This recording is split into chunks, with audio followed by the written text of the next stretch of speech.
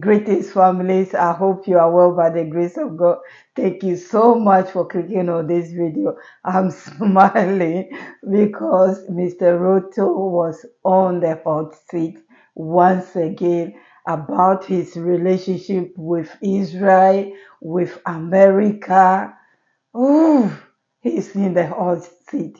But please, let's listen to this short video and I'll be back. I give credit to Al Jazeera TV. Let's listen to him and I'll be back. Mm. Visit of an African head of state to the United States in 16 years. Why was it important? What was the hope? What were you hoping for from your visit? We have a relationship between Kenya and the United States over 60 years, based on common values of democracy, freedom, rule of law, inclusivity, equality. And that relationship has grown over time, and we now have a robust engagement of trade, of investment, collaboration in fields of security and peace. We have engagements in fields of diplomacy, in education, in health, in trade, as I have said, and investment. So it was time to get this relationship to the next. Yes, you heard him. Democracy, democracy. Mr. Ruto said America has been friends with Kenya for over 60 years. Well, America has been friends with Africa for 1,000 years. We know that they recently celebrated 400 years of slavery. So America has been friend to Africa for years and years, and Kenya is included. And that's what he was there. He want to extend the friendship, the value of democracy, freedom and justice. That's Ghana's national anthem, one of the words. And that was why he was there. The interviewer, the lady was brilliant and a bit of brutal. She asked him about his best friend, one of his best friends, because now he has two.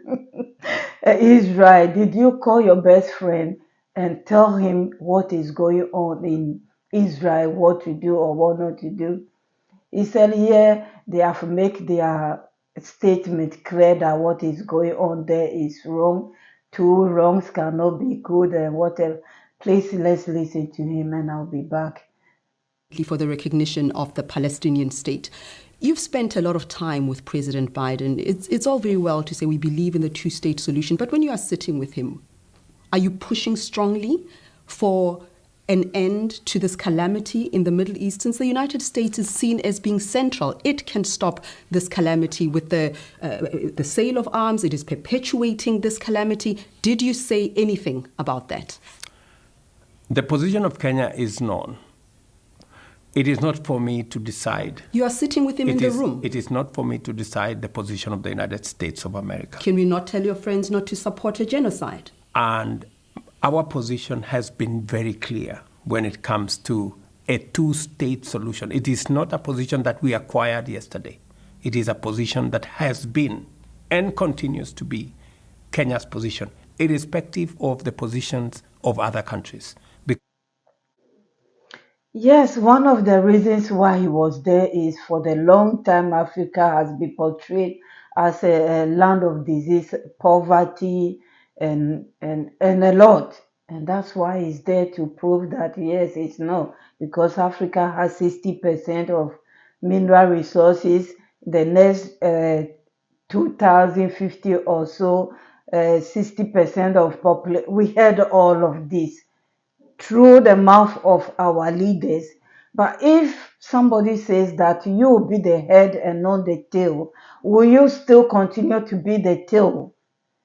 I will work hard to be there. Do you think Washington is happy for you to be the head and not the tail? We all know we have all these resources. What are you doing?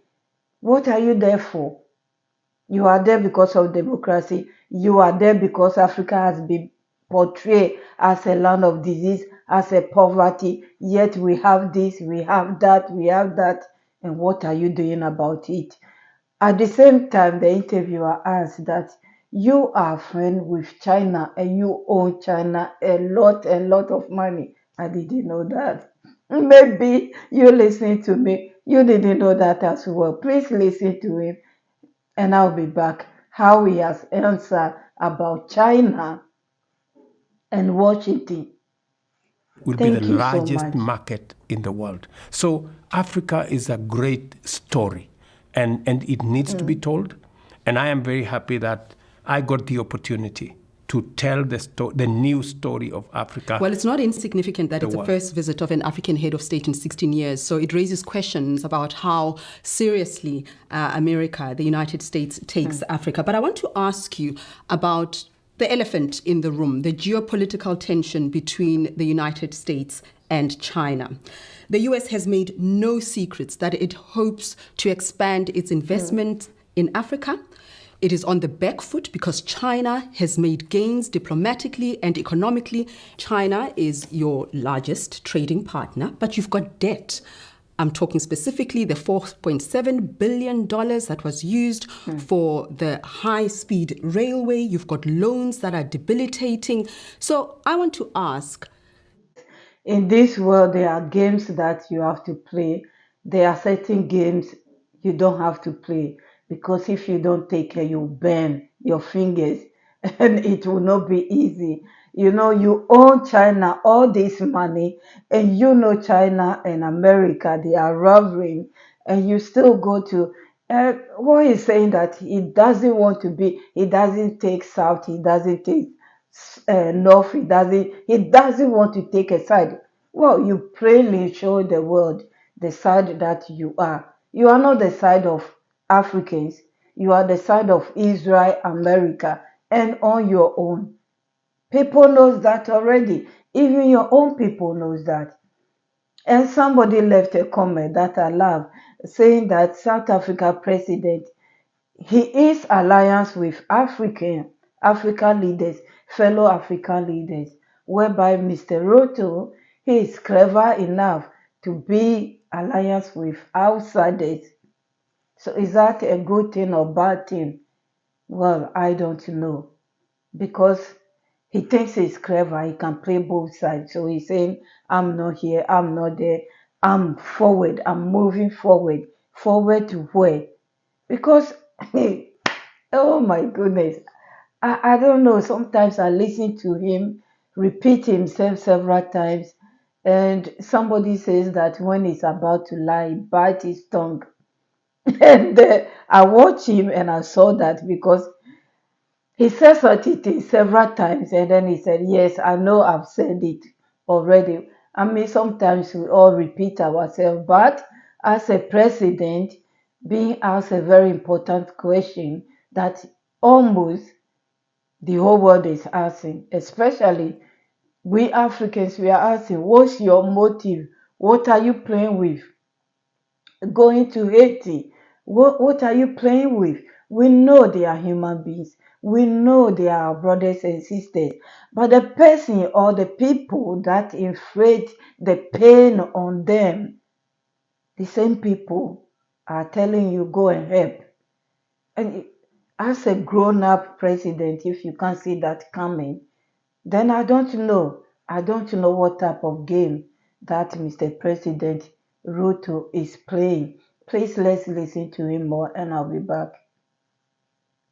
you've got international aid organizations pleading and crying for help. We are seeing mass graves, children being starved and emaciated. You are here right now at this pivotal, significant political moment.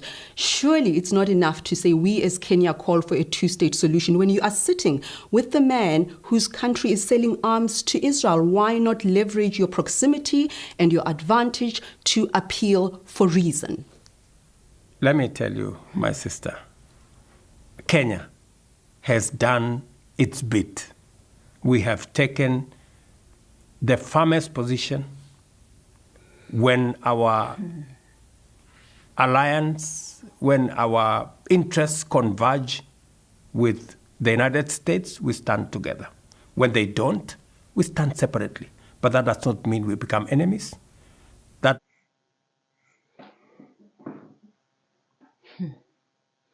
This is the question that got me thinking, like, how painful it is to listen to the interviewer. The lady has said she really go deep. She went deep, asking the questions that a lot of people are asking. And he just sat there. He said, you heard him, what he said, that they stand together with USA. And this is the country that you call, that you have the same value as democracy. What kind of democracy is this? That see other people suffering, that see other people going through tough time, and all they say, they don't think, they don't hide it. They are saying that they are fighting for their own interest. And listen to the lady saying that you're sitting with the person who is selling ammunition to end, to delete innocent women, children, babies, when they are begging, humanitarians are begging to go and help. It's just sad. I think he will live there, he will be ashamed, he will be annoyed of himself. Well, if it is me, that's how I will feel. Because he said he think of himself. Kenya think of themselves, and they have taken their decision. And if you are wrong, they will leave you alone, and doesn't mean that you are friends and you are not friends. I was sad when I listened to that. I was sad. But anyway, I will leave you here. These are the interview that I watch, and it makes me feel something, and that's why I want to share with you. Thank you so much for your time. God bless you. God bless you, my returning subscribers, my new subscribers, and those who are passing by. Thank you so much. God bless you all. And please watch the last bit before you go. I will see you soon. Bye bye. our interests converge with the United States, we stand together. When they don't, we stand separately. But that does not mean we become enemies. That does not mean it affects our friendship. It's just because it is what it is. Well, you clearly are the United States' favorite partner then, because it has threatened anyone who stands against it, even Congress here introducing bills to punish countries, to punish the International Criminal Court. But for some reason, you are escaping that kind of censor. Does that indicate that you are not pushing hard, because you are allies with Israel and you are nursing these relationships even in the face of such catastrophe? That's your opinion, and it doesn't necessarily reflect what Kenya stands for. As I have told you,